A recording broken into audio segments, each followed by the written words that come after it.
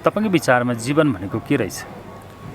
मलाई चाहिँ जीवन एउटा अपर्च्युनिटी हो जस्तो लाग्छ अनि we have to make most out of it जस्तो लाग्छ। भोलिको दिन के हुन्छ थाहा छैन होइन। रमाइलो गर्नेदेखि लिएर मेरो एउटा अझै थेगो नै छ होइन, वर्क हार्ड पार्टी हार्डर भनेर कि। अनि म चाहिँ त्यसमा बिलिभ गर्छु ट्रुली कि। अनि त्यही भएर सामाजिक काम, आफ्नो घर अनि प्लस रमाइलो पनि गर्ने कि। त्यो चाहिँ जीवन अपर्च्युनिटी भएको हुनाले चाहिँ त्यसलाई चाहिँ make most out of it जस्तो लाग्छ।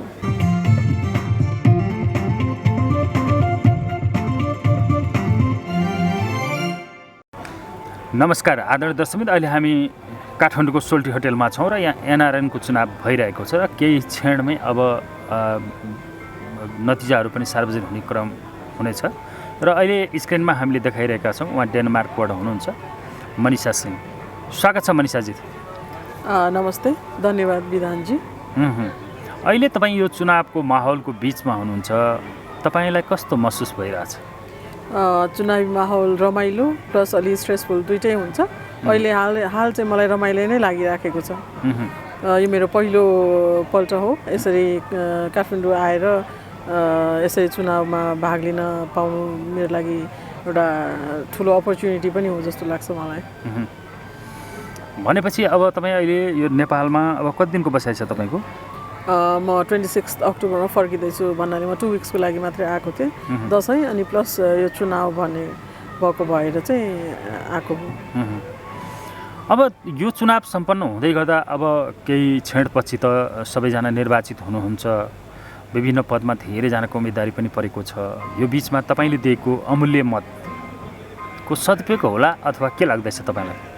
मलाई चाहिँ 100% नै मैले दिएको मतहरू सदुपयोग हुन्छ जस्तो लागिरहेको छ। किनभने मैले चाहिँ हाम्रालाई भन्दा राम्रालाई भन्ने खालको स्लोगन जुन छ त्यसलाई मैले लिएर चाहिँ चुनावमा मत गरेको छु।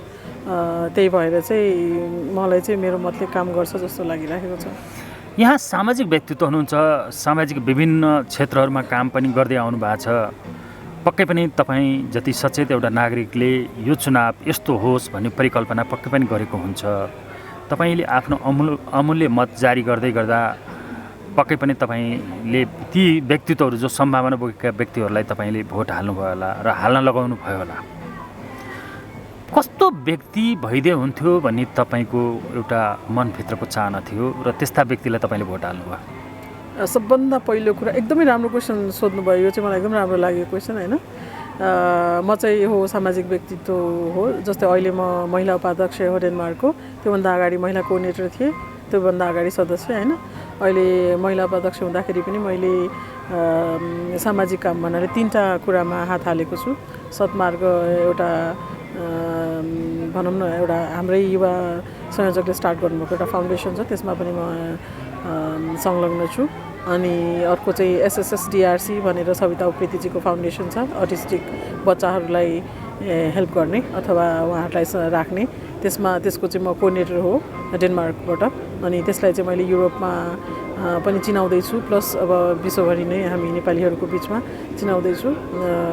अनि तपाईँको क्वेसनमा चाहिँ म के भन्न चाहन्छु भने मेरो मत मैले चाहिँ कसरी दिएको छु भने जस्तो पोलिटिकल इन्फ्लुएन्स नभएको टिम जो छ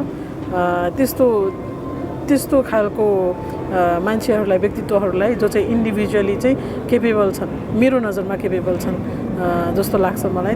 त्यही भएर मैले उहाँहरूलाई मत दिएको छु। त्यही भएर उहाँहरूले चाहिँ जित्नुहुन्छ जस्तो पनि लाग्छ। यहाँले हाम्रोलाई भन्दा राम्रोलाई भनेर इङ्कित गरिसक्नु भएको छ, भनि पनि सक्नु भएको छ। अब यो कार्यकालमा चाहिँ विशेष गरी एनआरएनले चाहिँ के कस्तो कामहरू गर्नुपर्छ जस्तो लाग्छ यहाँलाई? अहिले अब मैले चाहिँ मेरै कन्ट्री जस्तो म एनसीसीको हुँदै गर्दाखेरि मैले चाहिँ मैले नै कन्ट्रीको हेर्छु होइन। त्यो हेर्दाखेरि चाहिँ अब हाम्रो देशमा चाहिँ सेकेन्ड जेनेरेसन बढ्दैछन् होइन। पहिला हामी थोरै थियौँ, अहिले बच्चाहरू बढ्दैछन् होइन।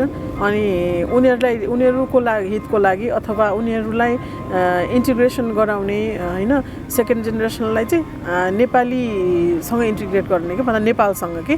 अनि त्यसको लागि चाहिँ कल्चर हाउस हामीले सुरु गर्नुपर्छ अथवा नेप्लिज कल्चर हाउस भनेर एउटा स्टार्ट गर्नुपर्छ, जसमा चाहिँ सबै किसिमका प्रोग्रामहरू होस्, सबै किसिमका फेस्टिभल्सहरू हाम्रो बच्चाहरूले सेलिब्रेट गर्न पाओस् होइन त्यो एउटा मेन चाहिँ यस्तो खालको एजेन्डा चाहिँ एनआरएनले चाहिँ एकदमै राम्रोसँग हेर्नुपर्छ जस्तो लाग्छ मैले मेरो कन्ट्रीको बारेमा कुरा गर्दैछु होइन अनि अर्को कुरा चाहिँ डेनमार्कमा स्टुडेन्ट्सहरू एकदमै फ्लो हुन्छ धेरै जस्तोको भिजा लागेको हुनाले होइन अनि धेरै किसिमका च्यालेन्जेसहरू उहाँहरूले फेस गर्नुपर्छ होइन अनि त्यसको लागि पनि अब एनआरएन भनेको चाहिँ अब 2.5 वर्षपछि मात्रै के अरे एनआरएनको उस लिन पाउँछ भोट गर्न पाउँछ भन्ने छ नि त त्यसलाई पनि स्टुडेन्टहरूलाई चाहिँ कसरी हामीले लैजाने होइन डेनमार्कमा धेरैभन्दा धेरै स्टुडेन्ट हुने भएको हुनाले उहाँहरूलाई चाहिँ हामीले कसरी एड्रेस गर्ने त्यसको पनि हामीलाई समाधान गरिदियोस् अब जस्तो लाग्छ आउने एनआरएनले त्यही नै हो एज ए डेनमार्कको डेलिगेटको नाताले मैले भन्दैछु अब अरूतिरको अरू किसिमका च्यालेन्जेसहरू होलान् होइन त्यसको बारेमा मैले भनिनँ अब सबै किसिमकाहरू हुनपर्छ हुन चाहिँ यहाँले च्यालेन्जको कुरा गर्नुभयो खास गरी डेनमार्क पुग्ने नेपालीहरूले चाहिँ कस्तो खालका समस्याहरूको बढी चाहिँ उहाँहरूले सामना गर्नु परेको छ अहिले यतिखेर जुन कुरामा जस्तो निरन्तर रूपमा त्यसको समस्याको समाधान होस् भनेर तपाईँ लाग्नु भएको छ र ती समस्याका समाधानहरू खोजिरहनु पनि भएको छ होला र धेरैको समाधान पनि गर्नुभयो होला खास गरी कस्ता समस्याहरू छन् अलि बढी हजुर सबभन्दा पहिला भन्नुपर्दाखेरि त अब हामी एज अ फर्स्ट जेनेरेसन हामी गएकाहरू पहिला जानेहरू जो हुनुहुन्थ्यो उहाँहरूबाट नै सुरु गरौँ होइन अब हामीहरूलाई चाहिँ ल्याङ्ग्वेज प्रब्लम सबैभन्दा ठुलो प्रब्लम ल्याङ्ग्वेज प्रब्लम हो होइन अनि त्यसपछि अब सेकेन्ड कुरा चाहिँ इन्टिग्रेट हुन नसक्ने त्यो ल्याङ्ग्वेजले गर्दा इन्टिग्रेट हुन नसक्ने होइन अनि त्यसपछि अब फ्यामिली यता सपोर्ट गर्नुपर्ने होइन त्यो त्यस्ता किसिमका च्यालेन्जेसहरू फेस गर्नु पर्थ्यो होइन हामी आफैले पनि त्यस्ता किसिमका च्यालेन्जेसहरू फेस गऱ्यौँ एकदम स्मार्टली काम गर्नुपर्छ डेनमार्कमा चाहिँ जस्तो लाग्छ जस्तो अब सबैको राम्रो अथवा सबैको नराम्रो भन्ने छैन एकदम मिक्स किसिमको लाइफस्टाइल छ डेनमार्कमा चाहिँ कसैले चाहिँ एकदम राम्रो डेन्स बोलेर सबै कुरा गरिसक्नु भएको छ भने कोही चाहिँ अझै पनि सिक्दै हुनुहुन्छ अझै पनि एकदम इनिसियल फेजमा हुनुहुन्छ मेन चाहिँ ल्याङ्ग्वेजै हो जस्तो लाग्छ मलाई पढेर पनि जागिर नपाउने किनभने ल्याङ्ग्वेजले गर्दा चाहिँ अलिक पिछड्ने भनौँ न त्यस्तो हुन्छ होइन तर पनि आइटी फिल्डहरू अथवा साइन्स फिल्ड ब्याकग्राउन्डको मान्छेहरूले चाहिँ जागिर पाउन सजिलो हुन्छ त्यही डेनमार्कमा हजुर डेनमार्कको सम्भावना र त्यसका चुनौतीहरूका विषयमा त हामी थप फेरि तपाईँसँग जोडेर कुरा गरौँला अहिले हामी चुनावी माहौलमा छौँ यतिखेर र यसैको सन्दर्भमा हामी जोडेर कुरा गर्दैछौँ र विगतका दिनहरूमा अलिक विशेष गरी यो गैर आवासीय नेपाली सङ्घलाई अलिक बढी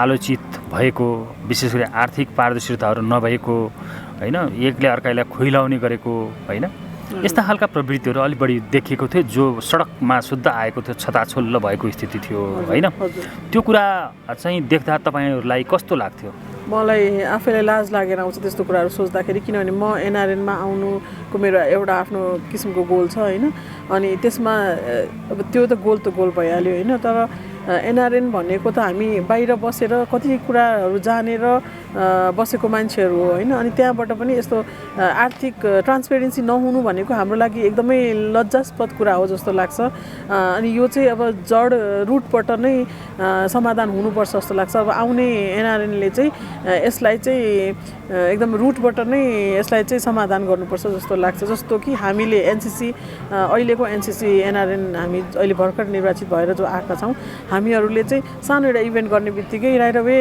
त्यसको डेटाहरू निकालेर पब्लिस गरिहाल्ने त्यस्तो खालको कुराहरू गर्दा चाहिँ यो त सानो इक्जाम्पल मात्रै भयो होइन बेसिकली चाहिँ रुटबाटै नै यो समाधान हुनुपर्छ जस्तो लाग्छ त्यसमा चाहिँ मान्छेहरू एकदम ट्रान्सपेरेन्ट भएर काम गर्नुपर्छ जस्तो लाग्छ तपाईँहरूले संसारको धेरै ठुल्ठुला सुखहरू देख्नु भएको छ आँखाले सुन्नु भएको छ महसुस पनि गर्नु भएको छ यत्र वर्षदेखि तपाईँहरू त्यहाँ हुनुहुन्छ र हुँदै गर्दा पक्कै पनि लाग्छ आफू जन्मेको मातृभूमि देश नेपाल विकास होस् प्रगति होस् समग्र रूपमा होस् भन्ने पक्कै पनि हुन्छ तपाईँहरूलाई र अलि तपाईँ सामाजिक क्षेत्रमा भएको हुनाले तपाईँलाई अझ बढी हुन्छ नेपालमा चाहिँ खास गरी कस्ता क्षेत्रहरूमा चाहिँ हात हालियो भने आम युवाहरू जेनेरेसनहरूलाई चाहिँ लगाउन सक्यो भने ती सेक्टरहरूले अलिकति फड्को मार्छ र देश समृद्ध हुन्छ जस्तो लाग्छ यहाँलाई मलाई त अझै पनि जस्तो डेनमार्कमा छ त्यस्तै नेपालमा पनि जस्तो लाग्छ जस्तो आइटीमा होइन मान्छे फिजिकली भन्दा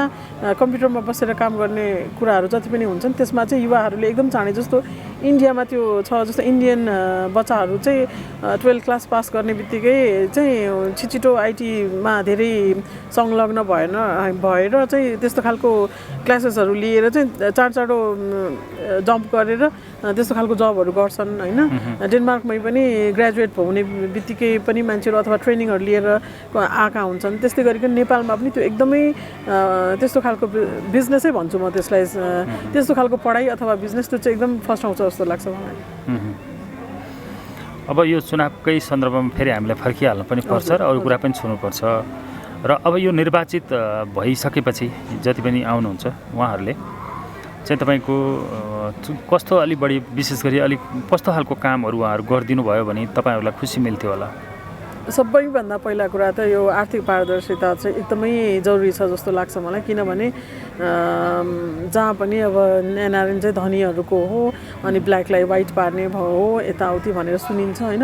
त्यस्तो चाहिँ जस आउने एनआरएनले चाहिँ त्यस्तो गरिदिएदेखि चाहिँ ट्रान्सपेरेन्सी भएदेखि चाहिँ सबैभन्दा राम्रो हुने थियो जस्तो लाग्छ मलाई चाहिँ। अनि अर्को कुरा अब यो चुनावको कुरा गर्दाखेरि पनि अब म आफू चाहिँ अब हाम्रो पहिला बिजनेस थियो होइन, त्योभन्दा अहिले चाहिँ हामी अब जब मात्रै गर्छौँ होइन। अनि हामीहरू जस्तो मान्छेलाई पनि यस्तो बिजनेस भनेको चाहिँ अब धेरै पैसा हुने जस्तो लाग्छ कि अब माहौल हेर्दाखेरि होइन। अनि हामीहरू जस्तोलाई पनि आउने मौका मिलोस् आइसिसीमा होइन, त्यति धेरै खर्च गर्नु नपरोस् होइन, सानसानो कुराहरू होइन। त्यही हो मेन चाहिँ। अलि एनआरएन भन्ने बित्तिकै ओहो धनीहरूको भनेर नबुझियोस् होइन, केपेबल अथवा मनले गरेको अथवा त्यस्तो खालको बुझियोस् जस्तो लाग्छ। देशलाई माया गरेर देशसँग जोडिन अथवा आफ्नो अरू नेपाली आफ्नो देश मात्रै नभएर अरू पनि नेपालीहरूसँग जोडिन खोजेको मान्छेहरू भनेर बुझियोस् जस्तो लाग्छ मलाई। तपाईँ अलि सामाजिक क्षेत्रमा अलि अगाडि भएको हुनाले अलिकति थोरै हामी यसको विषयमा पनि थोरै चर्चा गर्न चाह्यौँ। तपाईँलाई किन सामाजिक क्षेत्रमा चाहिँ काम गर्न मन लाग्यो? मेरो चाहिँ ब्याकग्राउन्ड भन्नाले मेरो मम्मी ड्याडी दुवैजना नै सामाजिक हुनुहुन्थ्यो। उहाँहरू पहिलेदेखि नै सानसानो प्रोग्रामहरू अथवा हेल्प गर्ने त्यस्तो खालको एउटा इन्भाइरोमेन्ट थियो। त्यही भएर चाहिँ म बच्चैदेखि नै म चाहिँ रेड क्रसमा पनि थिएँ अनि अरू कुराहरूमा पनि पहिलेदेखि नै त्यो खोइ थाहा छैन, त्यो ब्याकग्राउन्ड नै त्यस्तै थियो मेरो जस्तो लाग्छ। म पहिलेदेखि नै इन्ट्रेस्टेड थिएँ। मान्छेहरू अब रमाइलो गर्न हिँड्दाखेरि म त्यो झोला बोकेर मान्छेहरूको त्यो टिकट्सहरू बनाउँदै हिँड्थेँ। मलाई चाहिँ रमाइलो लाग्थ्यो मान्छेहरूसँग बोल्न कस्तो हुन्छ लाइफ भनेर बुझ्नलाई त्यस्तो।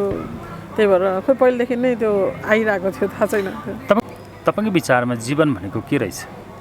मलाई चाहिँ जीवन एउटा अपर्च्युनिटी हो जस्तो लाग्छ अनि we have to make most out of it जस्तो लाग्छ। भोलिको दिन के हुन्छ थाहा छैन होइन।